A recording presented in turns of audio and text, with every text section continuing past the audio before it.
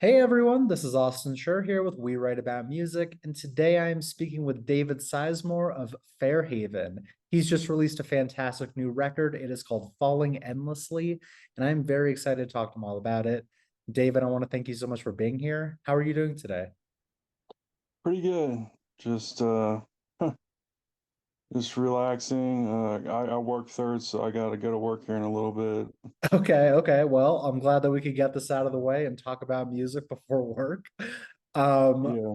Well, as I mentioned before we started recording, this record is truly fantastic. Like, I have listened to it, obviously, and it's just really great and it sucks you in. And there's just so much happening at once. It's like truly incredible that you did this yourself. So, the first thing I really want to know about is like, what is this record about? Is it a series of individual stories? Is there one overarching message? Like, I want to hear it. I mean, there's not really one like message. I mean, some of it's probably like a lot of like it sounds like relationship songs or something like that, you know. Sure. Uh Sometimes sometimes I don't put a lot of thought into like what it's about. Like, That's okay. I mean, it's just sometimes it's more about like, you know, just the words that fit the melody and stuff. Like, I totally and get it. yeah, I mean, I could analyze it like, what's this about? I mean, but whatever it means to people, if it means anything, I mean, but some of us just, going through like relationship struggles or life struggles, like, Yeah. And it sounds like maybe it could be open for interpretation. If people want to break yeah, down your lyrics and kind of fit their own stories to it, that's okay. However, I do feel like a main focus of this record is obviously the instrumentation and the composition and the way that you've just kind of formed everything. And like, I'm going to continue to blow up your ego because it's truly like mind-boggling how you put this thing together. So I want to know, like, what exactly do you do? Like, what do you play? Do you produce? Let's hear it. well, I mean, I was basically the only producer on it, and I usually I play a lot of guitar, and I spend time just noodling and improvising and stuff, and Sure. just listening to it, and you know sometimes I stumble across like a cool riff, or you get like a burst of inspiration all of a sudden, like you just suddenly get this idea, like, and you start crafting that and shaping it into a song, and then I usually write all the guitar first, and then I start trying to come up with melody ideas, and I try to fit like lyrics to a melody. But sometimes I get lucky and I just get a burst of inspiration, like, and like I'll get the melody and the words Yeah, and yeah, yeah. all at once. And it's hard to make that happen because it happens. It only happens every now and then. But usually the best songs, Exactly. like, it's just inspiration. Like, Oh, yeah. it just comes out of nowhere. You know what I mean? I fully agree. You can't force it either. You can't force creativity. And it comes when Yeah. it's least expected. Whether you're in the shower or driving in the car or wherever it is, it's like Oh yeah. pops I in was and on vacation in like in Gatlinburg, and I was just sitting in the hotel, like, just playing guitar, feeling good on vacation, and I started writing a song there. yeah, yeah. It's not on this album, but um it's just, you never know when it's going to happen. Like something like that, like, maybe inspire creativity. Like you're on vacation, you're feeling good, and like, Exactly. The mind stuff is like that can, clear. yeah, anytime. I think it's like your emotions and stuff, because I went through like a heartbreak before or something, and then I would write like several songs. Yeah. So just um Yeah. it comes out. That's okay, man. Everyone has a different process. And yeah, it doesn't always have to be like, okay, I'm gonna sit down and write a song. Like, no, that's just not how it works. It happens how it happens. Um, Yeah. one thing I do want to know is like this record, I feel it pulls from a lot of different styles and genres. And then at the end of it, it just feels like this very original and cohesive work. So I want to know, how are you explaining this to people? Like, this is the type of music that I make. Like, if you like this, you might like my music. Well, it's hard to do. Like, I always thought you need to have your own sound and kind of go your own direction. Like uh, if you look a lot of bands out there like Red Hot Chili Peppers or Tool or something like that, they really have their own sound, Oh, yeah. but it's also hard to like market it or find an audience sometimes because, you know, a lot of labels, it seems like they want to market something that's already successful. Like they have like the Right. hardcore genre and like that's their niche. And then or they have punk or country or whatever, Totally. and if you, I mean, of course, this is in rock or alternative rock or metal, but still, like, you know, I think, I have certain bands that influence me that I think it would appeal to, you know what I mean? But Yeah. it's also like I was a big Van Halen fan, but a lot of my songs are probably darker than a lot of Van Halen. So, like, Van Halen fans, they may want to hear that party sound, and Sure. like my songs necessarily they're more chill. They're not necessarily like a party, you know, 80s hair or anything. But I Yeah. mean, but there was some darker Van Halen. But I try to you got I'm learning like to think about all that stuff too, like the mood, like a lot of grunge in the 90s, like Alice in Chains, Nirvana, Offspring. Those are bands that influenced me, and I think it would appeal to some of those fans. It's going to appeal to some of the guitar uh gearheads and Of stuff. course. Yeah. But Yeah. you'll definitely have people listening in closely and being like, what did he use to make this thing? Because some of the tones that you've achieved on the guitar are just like otherworldly.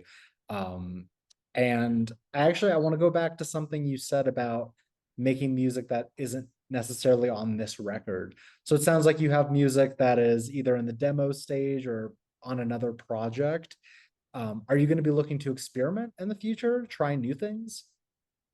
Yeah, I mean, I've been trying some different stuff, but I want to next time I want to make like an EP, but I'm trying to get like some I'm trying to get like a big producer on it or something. Yeah, If I get get the funds to do it. Um, and also like I was thinking about hiring like some known studio musicians to play on it, like play drums on it, totally. and to try to get some exposure that way or something. Nice. Is every instrument on this record played by you? Well, the only thing is I had the drums recorded by a studio drummer, Okay. because I'm not the best drummer. Like I It's difficult. understand drums, I can write beats and stuff, but like, like I never spent that much time playing drums, and a lot of it was probably because just I didn't have space, like living in an apartment. I didn't have Oh, space for yeah. a drum set, I'm sure your and neighbors would not enjoy you and practicing it's just drums loud. all the time. Exactly. So Exactly. that's and then so the drums were done, but I still wrote the main beats, and then uh there's like some violin on the last song Sure. that I had done. um Yeah, so I that's didn't do amazing. that, but other than that I did a guitar, bass, vocals, keyboards. Damn, dude. That's yeah, more than I could do for sure. And the fact that you made it all sound good is a feat in its own. But Thanks. yeah, of course, it sort of begs the question though. It's like I went listening to this record the first time through, I was just like, this is going to translate so well in a live setting. Have you played any of these songs live? Like, can you without a band? Well, there's a few that I could do like on acoustic, um, but I'm trying to get a live band together, but it's just hard to get like, the right guys and the chemistry and everything. Cause like, I mean, I sort of want to be able to like have creative control of the music and stuff and direction of the band. And at the same time, I really want to play live again.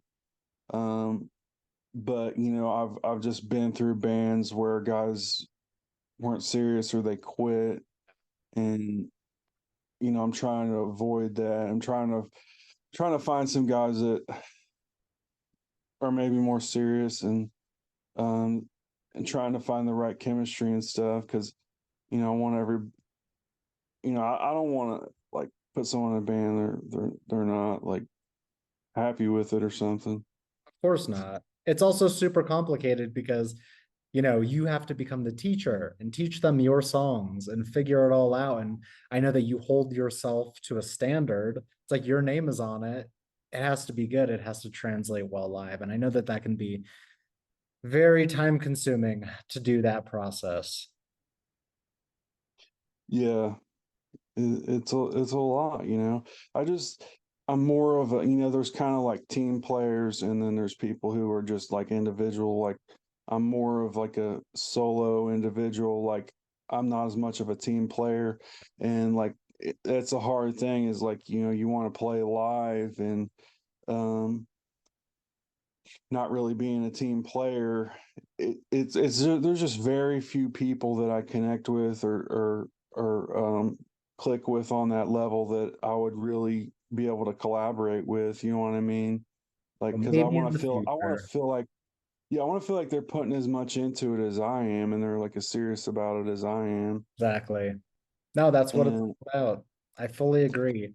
Um, Given that you might in the future have the opportunity to actually play these songs, is there one or two songs that you're most looking forward to playing live? Ones that you just think would crush in a live setting? um, I kind of like the song "Believe Me Now." I think it would go sound good. Okay, Um, and probably the song "Tonight" would go pretty well live. nice. It's my two favorite ones on the CD. So Okay. Well, then I would say to everyone who's listening right now, if you're not going to see them live because there's no shows happening, then at least listen to those two songs on the record. Although I would still recommend that everyone listen to the full thing from start to finish because it's just really great. Um, yeah, I feel like that's a perfect starting point right there. yeah, Um, Given that for the most part, do everything by yourself, what do you think is like the main driver behind the energy that you're bringing to this? Like, what inspires you to carve out the time in your day to actually make music? um, I just, it gives you like some purpose to life, and like, I just it's something I just love doing. I'm passionate about. Gives me something like, to live for, I guess. Like, Yeah. I mean, I like doing it, and I like going after goals and stuff, because I just enjoy like a challenge, and like, um trying to achieve something with it or do something with it, because I don't think music is just meant like, just you in your bedroom. Like, I want No. to share it with people, and like, especially like, I write some of these songs, I want people to listen to it and hear it, and you want to share it with the world. So like, trying to make that happen. Yeah, I fully agree, man. It's time consuming to make it and you want people to enjoy it. It's simple as that. Um, Yeah. totally. I have a few more questions for you and I want to know, we are sort of close to the end of this year, but I want to know, do you have any plans? Like what's the rest of 2023 looking like for you at this point? Well, right now I'm trying to get like a booking agent, and I'm thinking about doing some just solo acoustic shows. So I may do a couple of these songs on acoustic, Okay. and I gotta do some covers too for the crowd. But Sure. uh, I'm looking at that, and then I'm gonna be looking at trying to get like a live band together again because I miss playing in a band and playing live. It's just the you know conflicts and like trying trying to find the right fit, you know what I mean, for a band. Like I'm Totally. just It's complicated, but in the end, it's going to be worth it. It just takes time. And, like the more complicated the music, the more, the more talented of a musician you need to sort of fulfill that spot. And depending on where oh you are, it can be tough. yeah, well, it seems like the guys who are like into my sound and like who are more mature and stuff, it seems like they're like a bit older, Oh, you know okay. what I mean? Like Yeah. so like, sometimes I try to find guys near my age, and like it's harder to find guys that are just like mature and Yeah. serious and everything. Like I mean, uh yeah, that's kind of hard to do sometimes because Yeah. it's just it's sort of a classic rock sound. So Gen Z is or a lot of millennials aren't as into it, but No, I uh agree, man. That's what makes it more difficult is like you're making music that not necessarily, the generation isn't listening to, but it's niche enough that, yeah, it takes a certain type of person, and that's okay. It's going to take time. yeah. Yeah, I totally get it. So my last question for you here is it's basically for the person that is going to discover you from this. What is an opening message that you'd like to say to them before they listen to your music for the first time? Huh, I don't know. I mean, just I hope that they can just enjoy it and relax, listen to the melodies. I'm really into like melody and the emotion and the mood of the music and stuff, and uh hopefully they appreciate it and find some kind of enjoyment in it, you Yeah. know. No, I fully agree. That's really what it's all about. I would also add on, I think this is one of those records that is best listened to with a really nice pair of headphones. Like it's not one of those listen on your laptop or listen on your phone types of records. There's just so much Yeah. going on, so many subtleties that you wouldn't want to miss out on, and that's what I would say. And Oh yeah. yeah, I think it sounds better in headphones. I mean, absolutely. I to really get the experience of like music, I mean the full experience, I think headphones are the best. Always, always. Yeah, man. Well, hey, I want to thank you so much for taking the time, but please let me plug this for you one more time before we get going here. So basically, if you missed out on this conversation or what the record was called, it is called Falling Endlessly. And of course, we'll have the links in our article so you can listen and share and follow along and obviously stay tuned for more. At this point, man, I'm pulling for you. I want the band to happen. I want to see some videos on YouTube of you guys shredding in front of people because one thing I will keep saying is like this music deserves to be played in front of an audience because it's so perfectly emotional and it's just really an immersive type of record. So thank you for making it and thank you for taking the time. Thanks. Yeah, man, you're very welcome. Well, I hope you have a good rest of your night before work and I hope to speak soon. Thanks, you too. Awesome. Take care, David. Bye bye. See ya.